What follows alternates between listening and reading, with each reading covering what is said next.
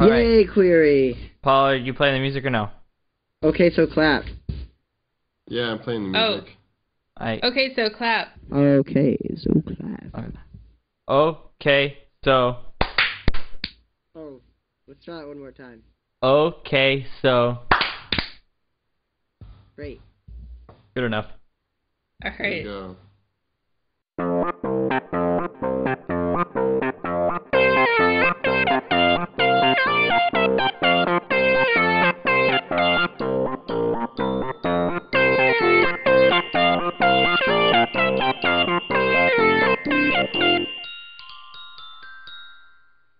Hello and welcome to the 17th episode, episode 16 of the yayQuery podcast.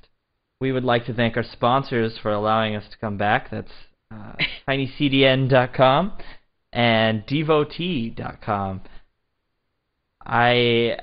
We've been gone for a little while and a few things have happened, and I just wanted to call attention to a few libraries that we talk about sometimes on the show. That's I think it's called jQuery. I say jQuery. jQuery. That's for like working with databases, right? Yeah. It's essentially like Java. In Java, yeah. Right. Okay. It's scriptier Java, but yeah. So jQuery, or whatever, 1.4.2 has come out since the last time we had an episode. Yeah. As well as jQuery UI 1.8, which is apparently a big deal. And so you guys should all check those out. I think we've covered a lot of that stuff in depth in the past, but now they have come to fruition. Adam, what's your favorite part of 1.8? What's my favorite part of 1.8? I like autocomplete. I'm glad that it's fuck yeah. there. It's just nice. So glad. And hopefully we'll see some more things that expand on autocomplete in the future, but it's nice to have an official one in jQuery UI that handles JSON a lot more gracefully. Just a lot, easier to work with. There's obviously... What would you say? Go ahead. I was just saying, what about the position stuff? Like, that's pretty... I like that more than autocomplete. Position's hot, yeah. It's really, like, low level and very versatile. You can use it in a lot of places. But it's fucking hot. But yeah. Yeah, position is pretty hot. Yeah. Personally, I like the keys. widget library, the widget factory code. Yeah, factory stuff.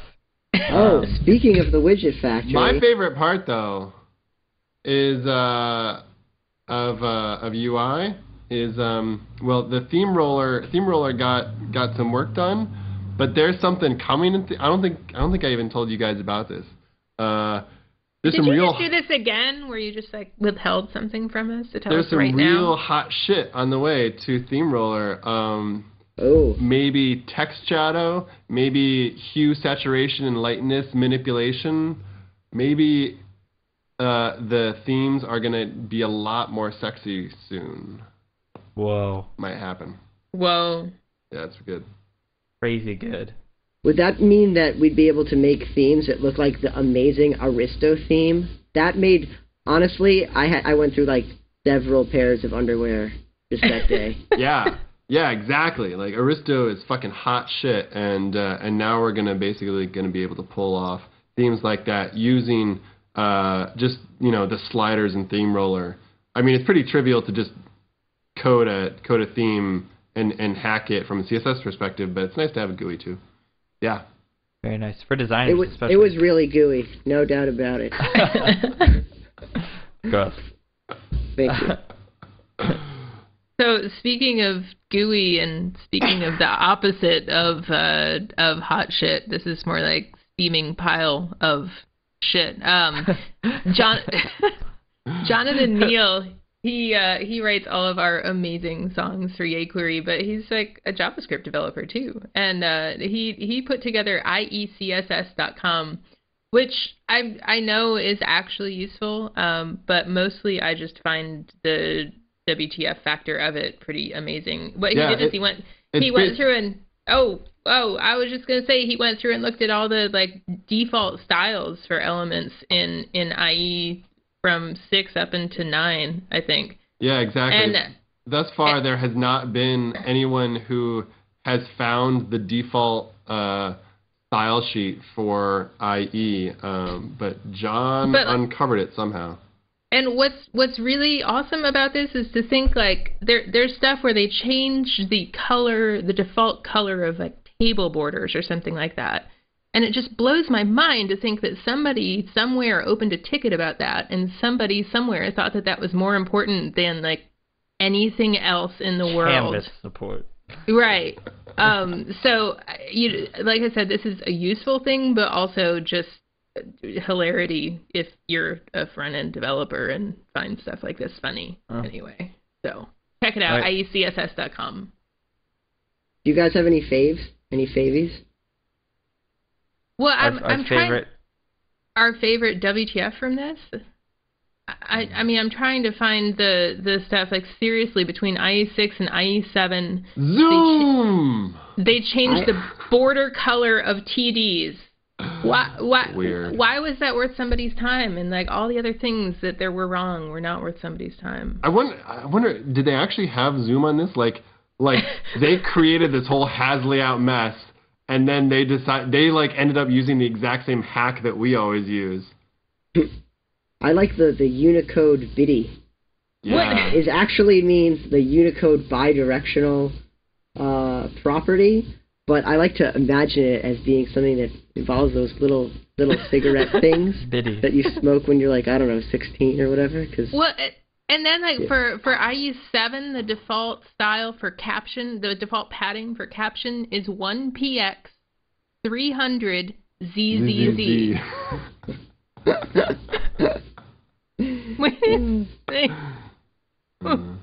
And of course, if you recognize the name John Neal, he's also our composer. Yes. So he's a very versatile gentleman. Yes. And I mean that exactly how it sounds. So before we go down that hole any farther, yayCSS.com. You just went down that hole No. a lot farther, Rebecca. Sorry. No, we're done. Let's move on. Yeah, I'll move on. All right. Speaking of things that Jonathan Neal does, did he do anything with you recently that we may have seen? Absolutely. If you happen to come across Ajaxian or whatever, you may have seen a new site out there called CSS3 Please. So John Neal and I worked on this together, and it's basically helps you out when you're writing CSS3 stuff. Because, like, you know, when you start writing, like, you know, border radius and box shadow, you have to deal with the vendor prefixes, and it just kind of gets tiresome to write it over and over. So CSS3 Please basically makes it really easy, and you can just, like, hit the cursor buttons or use your mouse wheel, manipulate all these things on the fly, and then copy it to your clipboard in a heartbeat. So, yeah, that's about it. Pretty nifty. That debuted somewhere right before South by Southwest, right? Mm-hmm, mm-hmm. Yeah, and speaking of conferences, there's a Nice. there's a few conferences coming up that we wanted to mention, specifically JSConf. We will be there. We have a lunch special for you guys, and it's pretty exciting. We've been doing a lot of work on it thus far, and we're really excited to be. It's sponsored by Mozilla and everything. So we can't wait for you JSConf folk to see it. Also, we decided to put on our own conference hosted by the yayQuery conference. Rebecca's kind of spearheading that, and that's TXJS, and that's sold out, so we don't even have to push it. Just know that you should be jealous if you're not going. Or you should be on the waiting list if you're not going, because honestly, that's a little bit more proactive. Yeah. And then we got one more, which is in Mountain View, 40 minutes outside of San Francisco. Coming up in a few weeks is the April 24th Bay and 25th. Area jQuery Conference 2010. Woo! Raise your hand if you're speaking. Woo! Oh. That was embarrassing. Oh, ouch. Oh, it's too bad. Yeah. But we're all going to be there along with everyone else that's rock and rolling in jQuery. And the speaker list just got finalized. A lot of real quality people. Nicholas Zakis will be there, and it'll be good. He just came out with a book, right, Nick? High performance JavaScript? Yes, I've been reading it. It is delicious. It is. I guess the only problem I have with it is sometimes, like, screw that performance tweak. I would never do it that way. But but it's good as a reference. Like if you really, really need to optimize something, it's probably in there. So that's good. Just don't go crazy with that kind of stuff. Still write good code. Yeah. Anyways, yeah, that's good. Adam, what's new in jQuery 1.x? 1.x. Well, actually, curveball. We're going to talk about jQuery templating, but maybe it's not going to be in jQuery 1. Anything. Oh. Recently, there's been a lot of talk about a jQuery templating solution. Templating being an easy way of generating markup on the client side from JSON or what have you. So John has been putting in a lot of work on a jQuery template thing, but the other party who's putting in work on the jQuery templating is Microsoft. Mr. Stephen Walther of Microsoft has been contributing a lot of work and code and conversation to the jQuery templating project. So if it's not going to be in jQuery 1.x, what's it going to be? It's going to be a plugin, an official jQuery plugin. That's the plan as of right now. Because there has been a lot of consternation. There was actually, right now it's the number one most read thread on the jQuery forum of all time, is the jQuery templates proposal. And I think that the best way to summarize that thread is to have the argument again in proxy. Why shouldn't there be templates in jQuery? Anyone want to chime in? Because everyone likes to do it their own way. Okay. Because one solution does not fit all. What about the solution doesn't even fit at all? jQuery is getting too big, right? It's enormous. No. It would be, yeah. No? I don't buy any of these arguments. I mean, I think that it's sort of jQuery at its heart is a DOM and AJAX library, and templating is a key part to manipulating the DOM and doing it in an intelligent way. And I don't know. I mean, okay, maybe jQuery is too big. I don't think jQuery is too big, but I definitely don't buy there's too many ways to do it. We can't decide on one argument. Pick one. Make it possible to override it or let people pull in their own plugin if they want, but pick one and start supporting this, because I think jQuery's this indecision on how to support a thing that is desperately needed is going to start to hurt it. Whoa. Yeah. Hot damn. She spit hot fire. I didn't even ask the question I wanted to ask. What did you want to ask? What did you want to know? Well, what? Go ahead. Yeah, Paul's shaking his finger at me, I can tell. My question about this is if we do, if it does come to jQuery, what do you guys think about, we've seen templating solutions that have sort of programmatic logic built into the templates and some that don't. And what do you guys think about including, for loops and if statements and stuff in templates themselves? Yay! I think it's a must. There's no way not to. The only caveat is that it does tend to make your code a little tricky to debug. Yep. I'm against it. I'm against it too. I couldn't write templates without it. How could Exactly. Right. How do you they're not official.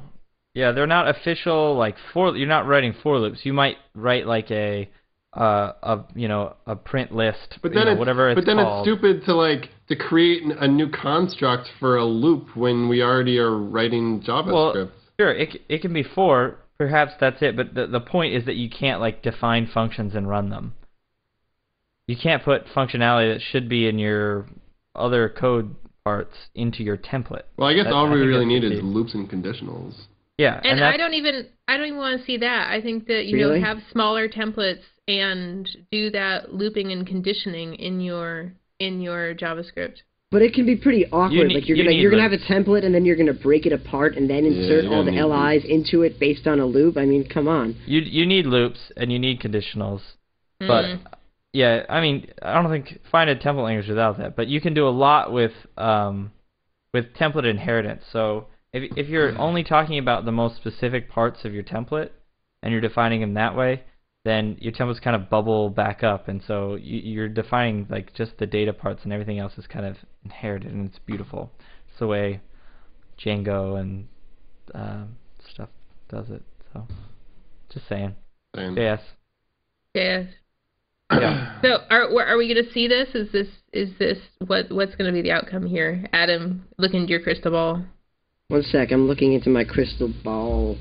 This is a visual joke for you audio listeners. But I think that eventually we'll see an official plugin, and then maybe down, like, that is what I have a good, strong feeling about what will happen in an official, well-supported public plugin. Maybe down the line, who knows? Maybe it'll be in jQuery core. Maybe it won't be. I think by that time, it's kind of clear that they're moving maybe to a more modular system and not including jQuery in one big file if you don't want it that way. That they've kind of broken the code out in GitHub into Adder and all that kind of stuff, and XHR and things. So they're kind of moving to break that apart, and I could see some future version of jQuery, especially one with templating in it, to just having a template part where you don't have to include it if you don't want to. I'll buy that. Dope. Hey Paul, what's up? Yeah, I wanted to tell you guys about some HTML5 video stuff. Apparently HTML5 video is like hip or something. That's the kind of vibe that I'm getting off the internet these days. Let's just say that we would never use it on yayQuery.com. Oh my god, that would be terrible. And haven't been using it since October? Never. Shit, man, way before it was hip. Yeah. Like a month before it was hip, at least. Probably. But I wanted to call out a few rad things. This open video group called Kaltura released a video player. It's all HTML5 and uses jQuery UI themes, and it's nice, and it has a sweet UI. But then there's a few more that are really hot. A hacker in the jQuery chat that we hang out in called Carl Furstenberg. Carl Furstenberg from Sweden. His name is Azatoth, and he worked on one that has a really minimal UI. It's very like Vimeo-ish, but is all themable with jQuery UI. And then there's two more, JVideo, and then this other one called Projector, and that one actually doesn't use jQuery at all, but it has a Flash fallback that has an identical UI. And those four are actually pretty rad. So I think you're covered as far as video players without having to use Sublime, because that one uses Prototype, and like, I love Prototype and shit, but mistakes were done in Prototype. Let's be honest. Big mistakes were done. Yeah. But hey, the Prototype 1.7 like release candidate just happened. Yeah. That's big news. Big news. Yeah. Big news. In fact, I interviewed Andrew DuPont all about that when we were in Austin. And we were on a shuttle bus, and I was certainly several drinks in. Oh, were we ever? I didn't even make the Vimeo blooper. I was going to say, this might be why we haven't seen the video yet. JS. Yeah. I don't know. My favorite Andrew DuPont quote from not South by Southwest was today. I read him. I was there, man. I was in the shit. Referring to Prototype development in the past. Nice. Like describing World War II. Andrew's awesome. We like Andrew. Of course, Andrew's, we can't wait to see him again when we're in Austin this summer. TXJS. Yeah, Yes. Kangax, another Prototype dev. We heart Prototype. Yeah. In our own special way. The roots, Exactly. Pave the way. The roots. So speaking of roots and paving the way, one thing I discovered. This is gonna work. Yeah. Just wait. One thing I discovered a couple of weeks ago was an amazing source history visualization tool called Gource. Gource. So Gource. Graphic source. I don't know if you're listening to this podcast late at night, but if you are, prepare to lose the rest of your evening and also tomorrow morning.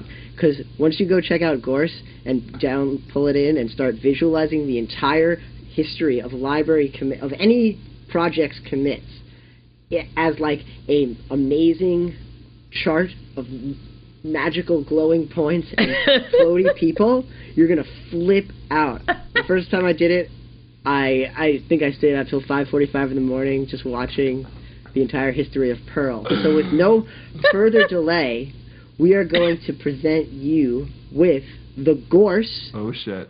of jQuery with a Jonathan Neal tune. What are we gonna hear now? Alex? I believe this song is aptly called Unicorns.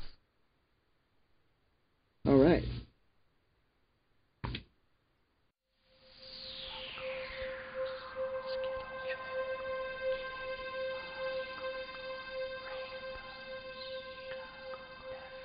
Have you ever dreamed the sight of being made of light, sparkling made of white? Oh, what's your dream tonight? You dream you're a unicorn. You dream you're a unicorn, unicorn. Right now you're a unicorn. Behold, you're a unicorn, unicorn.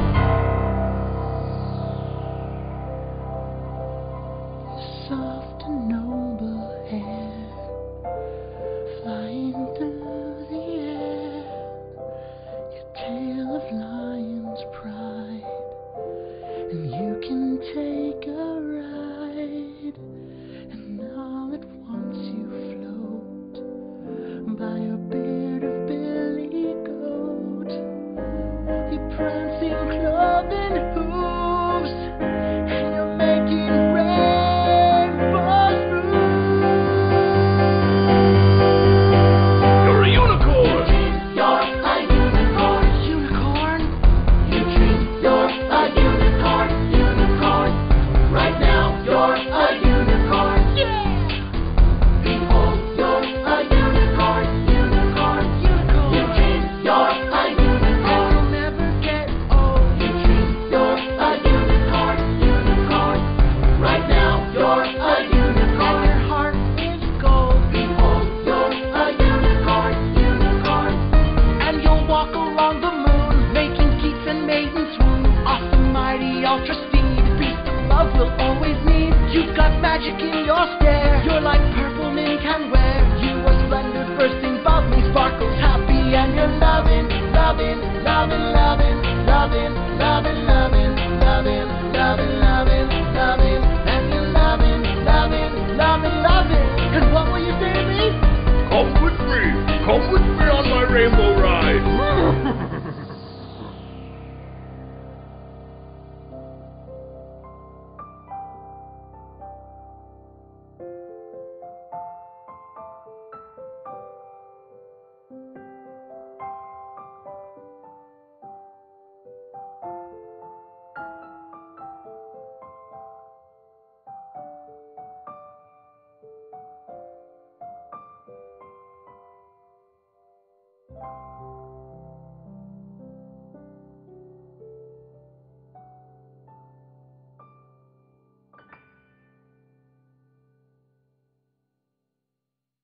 That was You're a Unicorn by Jonathan Neal.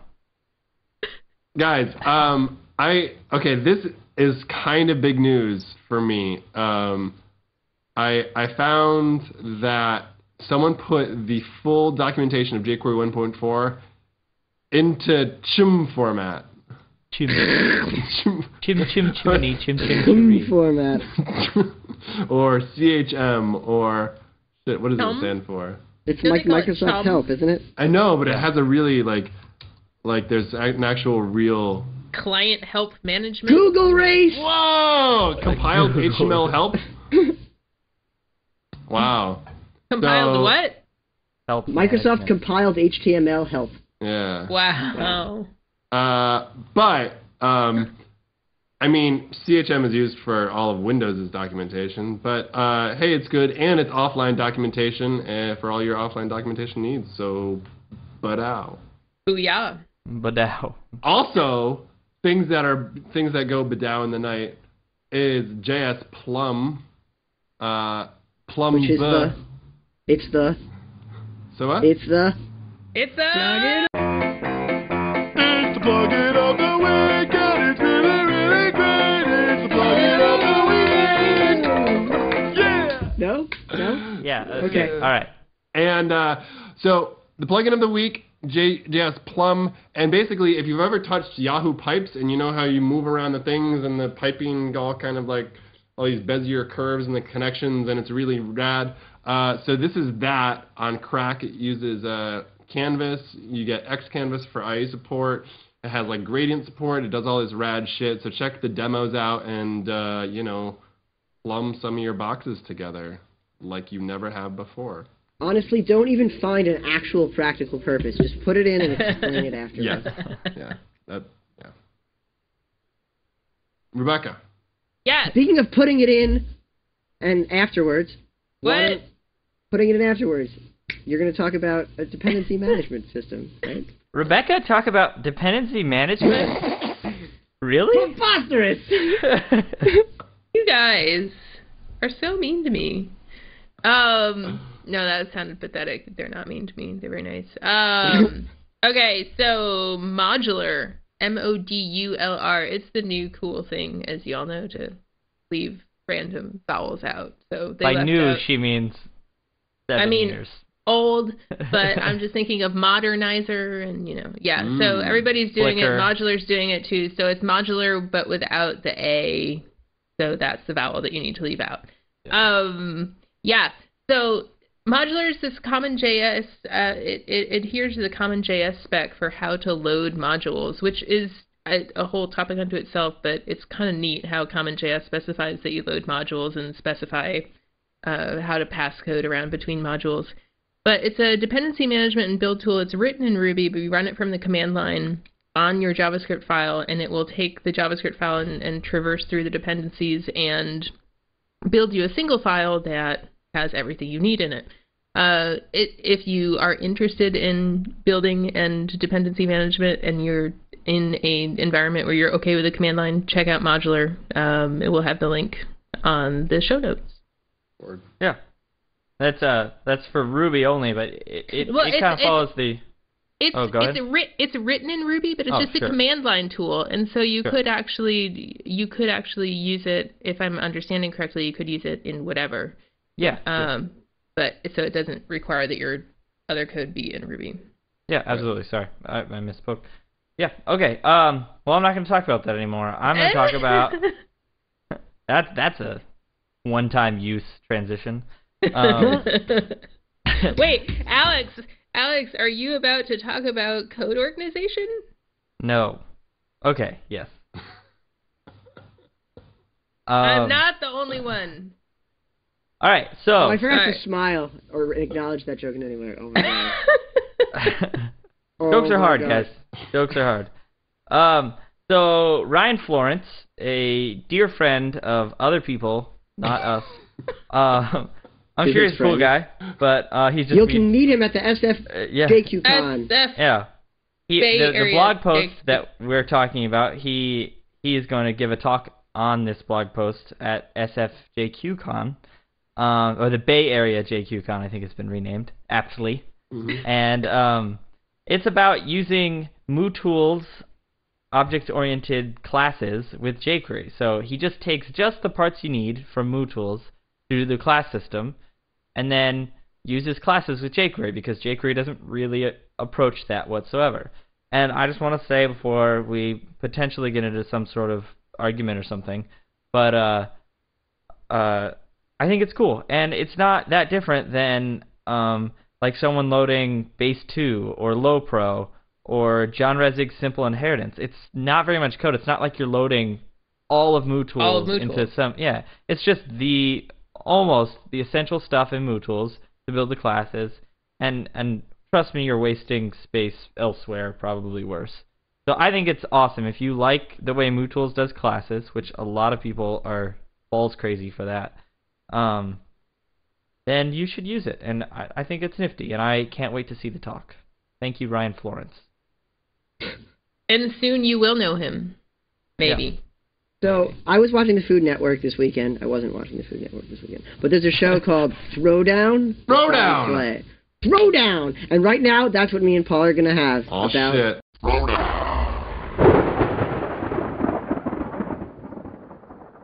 the threequel sign. What is the threequel sign? The threequel sign?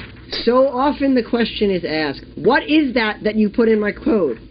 Sometimes people who are new to JavaScript are not familiar with the typable equality operator. What's the actual name for it? I've heard it called the identity operator. I thought it's the strict equality operator. Strict equality operator. So it essentially does strict equality. It makes sure that it will only return true if you're comparing a string to a string or a number to a number. The standard double equals does type coercion, and what you'll end up with a lot of wacky, well, not wacky, but just the results that are you'd expect if you had a typeless comparison. So you get string 1 equals number 1. Some people like to complain about the performance impact of threequels, but recently Ben Cherry, engineer at Slide Incorporated, took it on to find for once and for all whether the threequels slows down your code. And you know what, Adam? What? It doesn't. It doesn't? No. It is actually faster in many cases. Converting things like from a string to an integer can be up to 10 times slower than comparing two integers. So the type coercion actually in double equals is a bit slower. So one, if you're using threequels, you're protecting yourself against undefined values usually, and that's a good thing.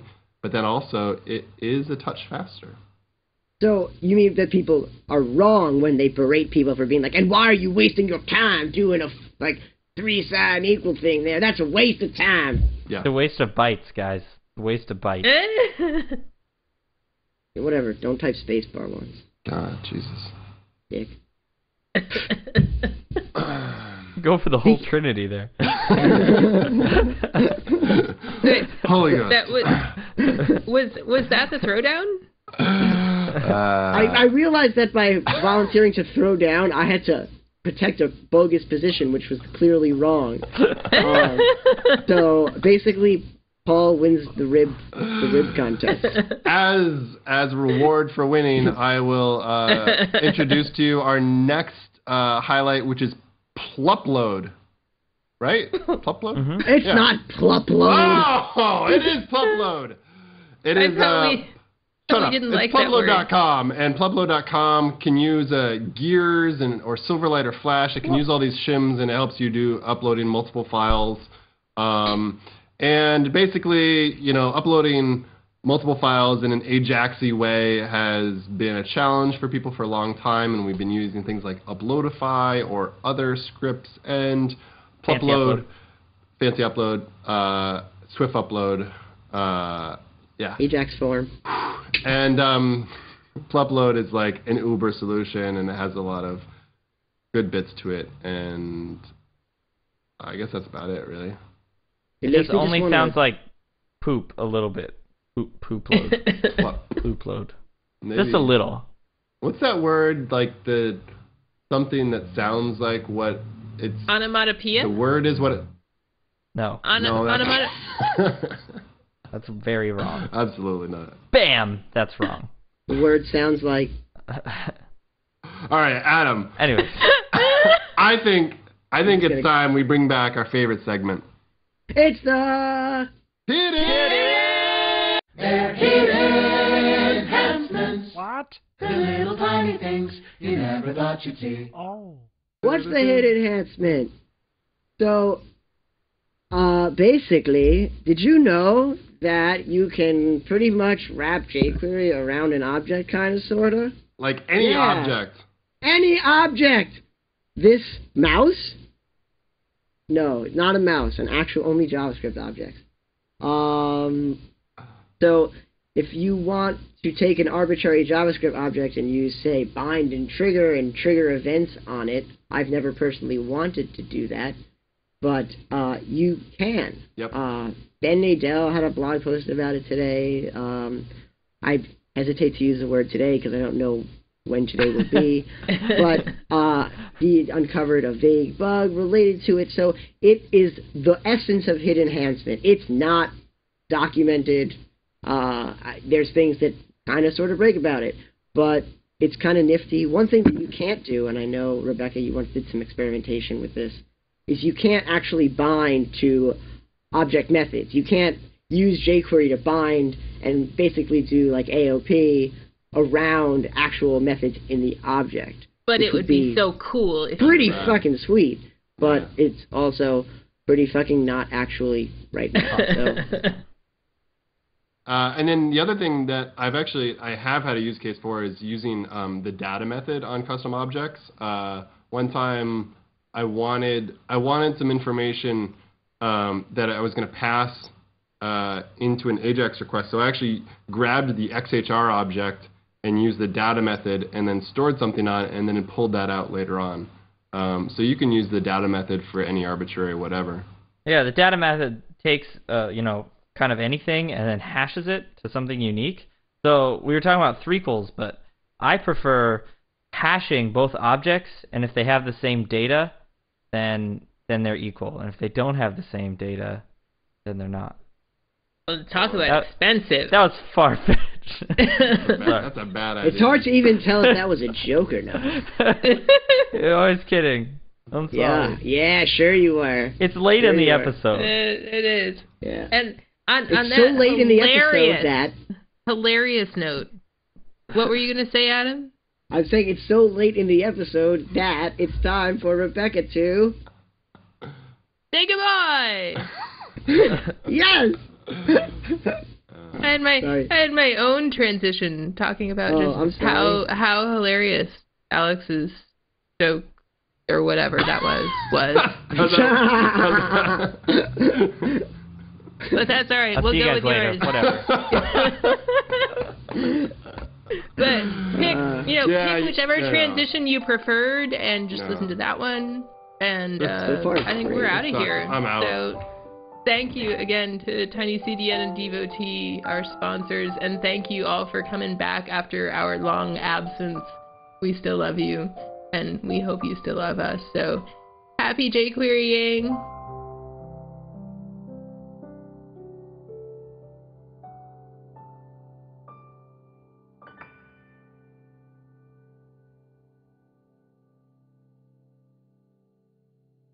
You're a unicorn!